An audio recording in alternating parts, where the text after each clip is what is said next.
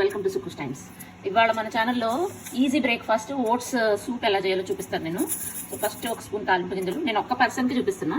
So కొన్ని తాలింపు గింజలు, కొంచెం పచ్చిమిర్చి, ఒక్క పచ్చిమిర్చి ఘాటు ఉంటే మాత్రం హాఫే సరిపోతుంది. సో ఇవి వేగిన తర్వాత వాటర్ పోసుకోవాలి. సో ఈ వేగిపోయినాయి. ఇప్పుడు మనం ఒక గ్లాస్ వాటర్, ఈ గ్లాస్ వచ్చేసి అట్లీస్ట్ 300 ml ఉంటుంది.